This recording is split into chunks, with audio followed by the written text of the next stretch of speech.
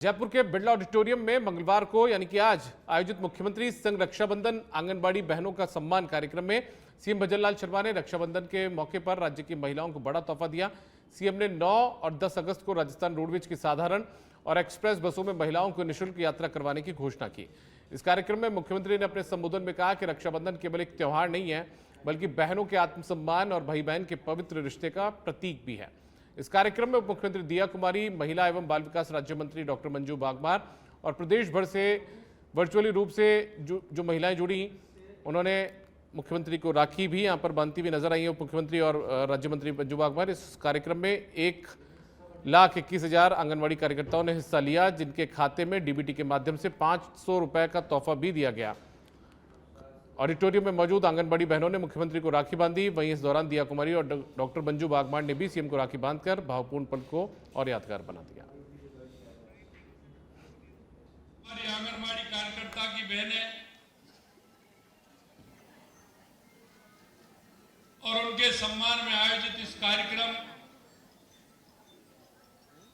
ये कार्यक्रम हमारा पहला प्रयास है, क्योंकि मुझे पता है कि आंगनबाड़ी की हमारी जो बहनें हैं, आशा सहयोगिनी हैं, वो पूरे राजस्थान के अंदर किस तरह से काम कर रही है। आज मेरे मन में ये प्रसन्नता है क्योंकि सावन का महीना है और ये सावन का महीना बहुत ही प्यारा महीना होता है। हमारी बहनों के मन में तो बहुत ही हर्ष उत्पन्न करता है और इस महीने का भाई बहनों के प्रति जो महत्व है, वो हमारी संस्कृति में अपने आप में अनूठा है। प्रधानमंत्री श्री नरेंद्र मोदी जी और हमारे मुख्यमंत्री जी के नेतृत्व में हमारी सरकार महिला सशक्तिकरण के लिए कार्य कर रही है। आज का ये दिवस आज का जो हमारा महिला ये जो राखी का हमने त्योहार मनाया आप लोगों के साथ, जो आंगनबाड़ी बहन सम्मान दिवस है, ये मैं कहती हूँ कि बहुत अच्छी शुरुआत है, एक नवाचार है। और पिछले आपने देखा होगा पूरे साल भर में आंगनबाड़ी बहनों के साथ मुख्यमंत्री जी ने समय इतना उनका ऐसा व्यस्त कार्यक्रम रहता है, उसके बावजूद भी आप लोगों के साथ समय समय पर मुझे लगता है हमने 9 कार्यक्रम कर लिए अभी तक, जिसमें से अधिकतर कार्यक्रमों में मुख्यमंत्री कि आज माननीय मुख्यमंत्री महोदय को उन्होंने राखी भी बांधी है और हमारी जो आंगनबाड़ी कार्यकर्ता और जो हमारी सहायिकाएं हैं, उन सभी को माननीय मुख्यमंत्री महोदय की तरफ से एक छाता और 501 रुपये डीबीटी के माध्यम से उनके खातों में डलवाए गए हैं। उन्हें मिठाई बांटी गई है। तो निश्चित रूप से जो आज बहुत उत्साह और जोश दिखाई दे रहा है, वो आज हमारे यहाँ पर जो स्टेट लेवल का प्रोग्राम था, हमने सब डिस्ट्रिक्ट में भी किया, ब्लॉक स्तर पर। राजस्थान में छात्र संघ चुनाव को लेकर सियासत गर्म है। राजधानी जयपुर में छात्र संघ चुनाव करवाने की मांग को लेकर आज एनएसयूआई ने सीएम आवास को घेरने की कोशिश की। एनएसयूआई के इस बड़े प्रदर्शन में कांग्रेस नेता सचिन पायलट समेत कई विधायक भी मौजूद रहे। दूसरी तरफ उप मुख्यमंत्री प्रेमचंद बैरवा ने कहा कि फिलहाल राज्य सरकार को ध्यान उच्च शिक्षा की गुणवत्ता ठीक करना है। आप भी सुनिए छात्र संघ चुनाव को लेकर डिप्टी सीएम बैरवा ने सच बेधड़क से क्या कुछ कहा है। राजस्थान में छात्र संघ चुनाव करवाने की मांग जो है वो तूल पकड़ती जा रही है और आज छात्र संघ चुनाव की मांग को लेकर एनएसयूआई ने एक बड़ा प्रोटेस्ट राजधानी जयपुर में किया। खास बात ये रही कि इस प्रोटेस्ट में कांग्रेस नेता पूर्व उप मुख्यमंत्री सचिन पायलट भी मौजूद रहे, जिसमें कई विधायक भी शामिल रहे। मुख्य तौर पर मांग यही रही कि जल्द से जल्द राजस्थान में छात्र संघ चुनाव करवाए जाएं। हमारे साथ मौजूद हैं राजस्थान के उप मुख्यमंत्री डॉक्टर प्रेमचंद बैरवा, जो कि उच्च शिक्षा मंत्री भी हैं। सर, जिस तरह से ये प्रोटेस्ट अभी तक चल रहा था, लेकिन आज इतनी बड़ी संख्या में एनएसयूआई के लोग जमा हुए और उसमें खुद सचिन पायलट समेत कई विधायक भी पहुंचे, किस तरह से देख रहे हैं इस पूरे प्रोटेस्ट को और सरकार की मंशा किस तरह की है छात्र संघ चुनाव को लेकर? आज छात्र संघ चुनाव को लेकर एनएसयू द्वारा प्रदर्शन किया गया। छात्र अपनी मांगों को लेकर प्रदर्शन करते हैं, लेकिन जिस तरह से सचिन पायलट जी गए और वो भी जिस तरह की बात बता रहे हैं तो ये उनकी सरकार के द्वारा चालू किए गए थे चुनाव और उनकी सरकार के द्वारा ही उन पे रोक लगाई गई है। तो ये प्रदर्शन मैं मानता हूँ कि हमारे माननीय गहलोत साहब की सरकार थी और गहलोत साहब के खिलाफ ही रहा है, क्योंकि उन्होंने जिन टिप्पणियों के साथ रोक लगाई है उन टिप्पणियों का आधार और रोक के बारे में ये माननीय अशोक गहलोत जी इसके बारे में बता पाएंगे, उनकी सरकारी। और हमारी सरकार का लक्ष्य है कि हमारे बच्चों को गुणवत्तापूर्वक शिक्षा मिले, हमारे युवाओं को, और हम 2020 नई शिक्षा नीति है उसको धरातल पे ज़्यादा से ज़्यादा हम लाए। महाविद्यालयों तथा विश्वविद्यालयों में सेमेस्टर सिस्टम लागू किया जा रहा है और छात्रों का एकेडमिक बैंक ऑफ ऑडिट में पंजीयन का कार्य प्रगतिरत है। इस सरकार के द्वारा अभी जो मैं आपको बता सकता हूं कि अभी सेशन चालू है और उनकी प्रवेश प्रक्रिया छात्रों की जारी है। इस प्रवेश प्रक्रिया चालू है, शिक्षण व्यवस्था के लिए शिक्षकों की व्यवस्था करना, ये तमाम चीज़ें अभी ये प्रेजेंट में चल रही है। जब भी सरकार के द्वारा जिन टिप्पणियों पे रोक लगाई गई है, जिन टिप्पणियों का हवाला दिया गया, उनका अभी तक कोई समाधान नहीं है। लिंग 2 कमेटी की सिफारिशों की अवहेलना का दिया गया हवाला, अभी उन पे कोई समाधान नहीं हुआ। तो मैं मानता हूं कि हमारा सरकार का, हमारे यशस्वी मुख्यमंत्री भजन लाल शर्मा जी का यही लक्ष्य है कि हम बच्चों को अच्छी शिक्षा, समय पे प्रवेश हो और समय पे उनका रिजल्ट आए और शिक्षण व्यवस्था उनको अच्छी गुणवत्तापूर्वक हम दे सके।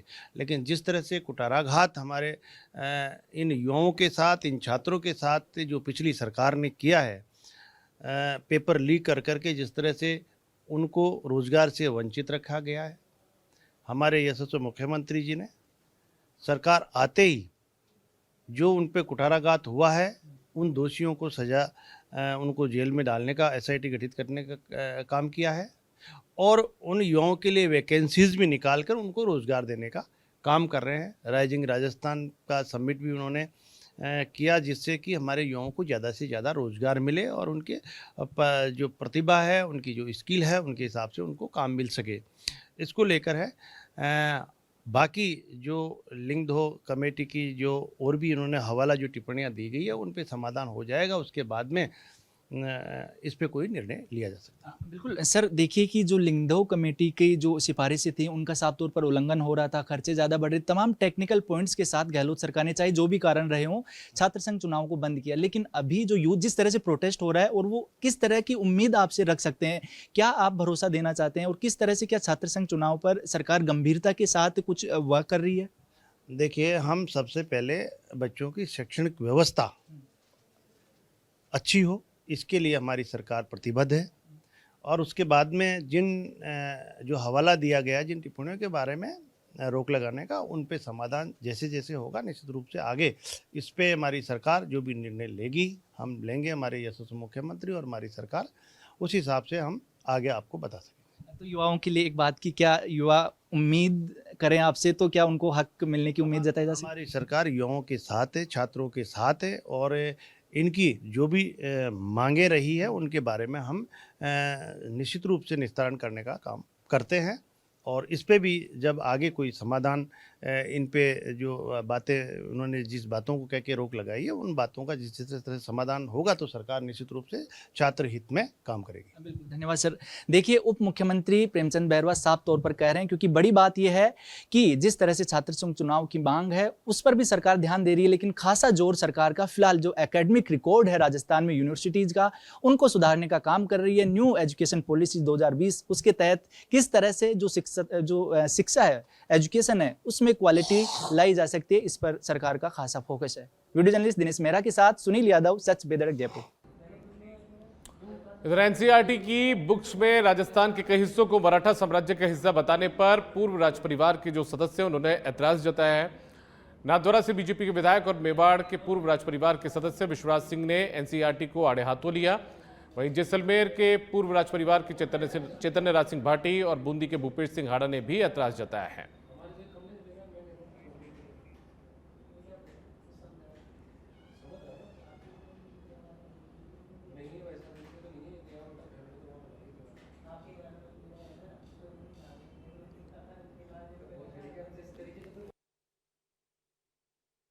NCERT ने 8वीं कक्षा के लिए एक किताब प्रकाशित की है जिसमें मराठा साम्राज्य का नक्शा बनाया गया है और यह एक अचंभे की बात है कि उन्होंने मेवाड़ को और राजस्थान को मराठा एम्पायर का एक भाग माना है। हम सभी को पता है कि भारत के इतिहास में राजस्थान का क्या योगदान रहा है। कभी तो राजस्थान और मेवाड़ को मुगलों के अधीन, कभी अंग्रेज़ों के अधीन और अब मराठों के अधीन बताना, यह तो एक बहुत ही बड़ी गलती है। इसका सुधार अगर झुंझुनू से खबर है, यहाँ पर चिड़ावा मडरेला मार्ग पर रफ्तार का कहर देखने को मिला है। तेज रफ्तार बोलेरो गाड़ी ने एक बाइक को टक्कर मार दी है। बाइक को टक्कर मारने के बाद पेट्रोल पंप पे जो गार्डन है उसमें जाकर ये बोलेरो गाड़ी घुस गई। हादसे में बाइक सवार युवक गंभीर रूप से घायल हो गया। प्राथमिक इलाज के लिए घायल युवक को झुंझुनू रेफर किया गया। इस हादसे की घटना पेट्रोल पंप पर लगे CCTV कैमरे में कैद हुई है। ये तस्वीरें आप भी देख लीजिए, जहां पर रफ्तार का कहर देखने को मिला। एक बोलेरो गाड़ी आती है, एक बाइक को टक्कर मारती है, युवक इसमें गंभीर रूप से घायल हो जाता है और उसके बाद ये पेट्रोल बने गार्डन में जाकर भी घुस जाती है। ये देखिए,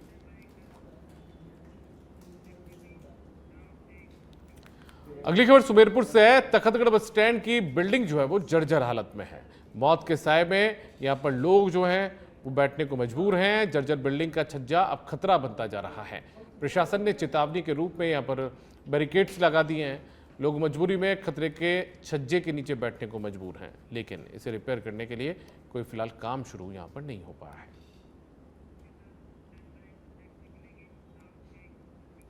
अजमेर जिले की गांधीनगर थाना पुलिस ने बहुचर्चित ऑपरेशन मार्बल सिटी के तहत बड़ी सफलता हासिल करते हुए VIP ट्रेड नामक फर्जी फॉरेक्स ट्रेडिंग कंपनी के मास्टरमाइंड और मुख्य आरोपी लोकेश चौधरी और उसके सहयोगी धीरज गिठानी को गुजरात के सूरत से गिरफ्तार कर लिया। दोनों आरोपियों पर 25-25 हजार रुपए का इनाम घोषित था। मामले का खुलासा करते हुए अजमेर की SP वंदिता राणा ने बताया कि VIP ट्रेड कंपनी के खिलाफ अजमेर जिले के गांधीनगर और मदनगंज थाना क्षेत्रों में अब तक कुल 31 धोखाधड़ी और विभिन्न एक्ट्स में संबंधित प्रकरण दर्ज हो चुके हैं। इतना ही नहीं, कंपनी के खिलाफ देश के अन्य राज्यों में भी कई मामले दर्ज हैं। आरोपियों ने आम लोगों को कम समय में अधिक लाभ देने का लालच देकर करोड़ों रुपए की ठगी की थी।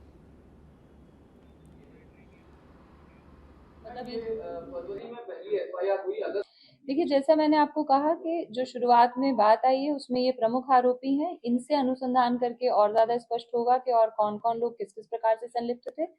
तो बाकी अनुसंधान हरी डायरेक्शन में किया जा रहा था, पर इनको अरेस्ट करना हमारा फोकस था और जो अब हमें सफलता प्राप्त हो गई है और इनसे पूछताछ करके ये जो पूरा नेटवर्क है ये क्लियर होगा। पढ़े लिखे कहाँ तक है डिग्री तो मुझे नहीं पता है इनकी, लेकिन मैं ऐसा आशा करती हूँ कि 12वीं तो पढ़ी हुई होगी। पर वैसे कोई मोबाइल की रिपेयर वगैरह पे काम करते थे। अगर आपको मोबाइल रिपेयर पे काम करते थे ना, दुकान थी एक, शुरुआत में थी, उसके बाद अब क्या, अब तो जब से पिछले 1 साल से तो यही काम कर रहे थे। अगर आपको फिर भी डिटेल्स चाहिए तो पता करके डेफिनेटली हमारी टीम आपको बता देगी कि फलौदी शहर के कुमारों का बास क्षेत्र में एक युवती पर उसके पड़ोसी की ओर से तेजाब फेंकने का मामला सामने आया है। वहीं युवती के चिल्लाने पर तुरंत उसके पिता ने उसे जिला अस्पताल पहुंचाया, जहां पर युवती का उपचार चल रहा है। सूचना पर पुलिस ने घटनास्थल पहुंचकर घटना की पूरी जानकारी जुटाई। साथ ही बताया जा रहा है कि आरोपी घर में भी अपने रिश्तेदारों को परेशान करता आ रहा है, जिसके चलते पूरा मोहल्ला इसकी बदमाशी से परेशान है। फिलहाल पुलिस मामले की जांच में जुटी है।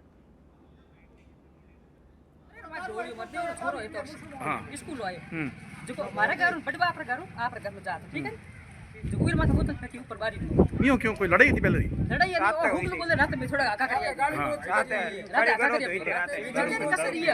कौन है नो कहीं छोरी छोरी घड़ी लगी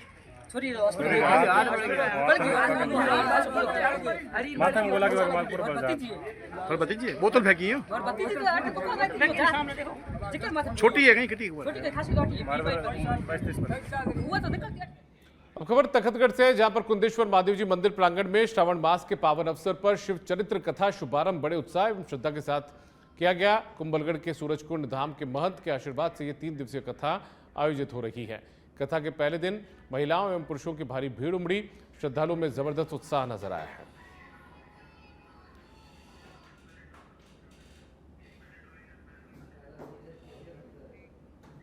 अलवर के अमित सैनी की संदिग्ध मौत का मामला एक बार फिर से सुर्खियों में है। पुलिस अधीक्षक की ओर से शिवाजी पार्क थाना प्रभारी को जांच से हटाए जाने के बाद पीड़ित परिवार आज ग्रामीण सीओ के पास पहुंचा, उनसे मुलाकात की।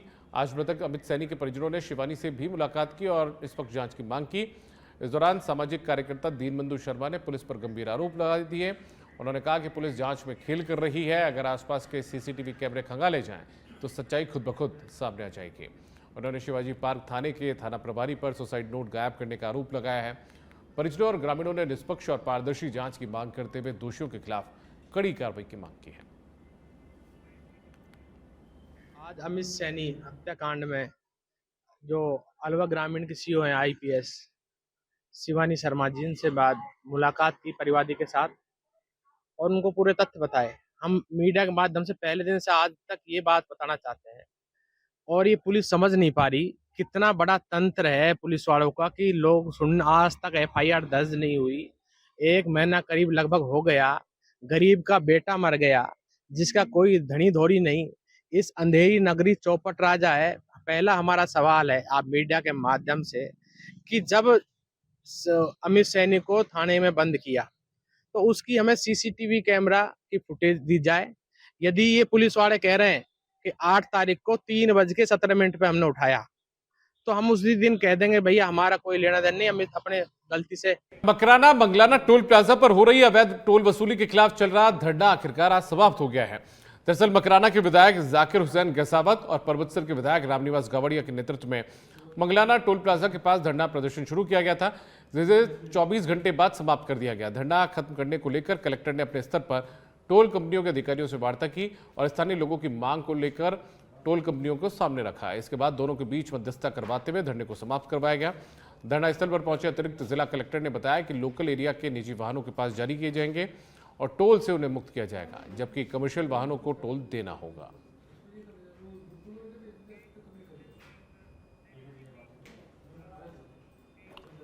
केकड़ी के सावर कस्बे में संचालित ई-नागरिक सेवा केंद्र पर प्रशासन ने बड़ी कार्रवाई की है। फर्जी दस्तावेज तैयार करने और अवैध वसूली के आरोपों में कंप्यूटर समेत कई उपकरण जब्त किए गए। केंद्र संचालक को प्रशासनिक दबिश की भनक लगती मौके से वो फरार हो गया। जानकारी के मुताबिक लगातार मिल रही शिकायतों के आधार पर सावर उपखंड अधिकारी एवं तहसीलदार ने पुलिस जाब्ते के साथ मौके पर पहुंचकर छापेमारी की कार्रवाई की। इस कार्रवाई के दौरान कंप्यूटर, प्रिंटर, दस्तावेज और अन्य संदिग्ध सामग्री को जब्त किया गया है। लोगों ने प्रशासन की इस कार्रवाई का स्वागत किया है और उम्मीद जताई है कि क्षेत्र में अन्य ऐसे फर्जीवाड़े करने वालों पर भी सख्त कार्रवाई होगी।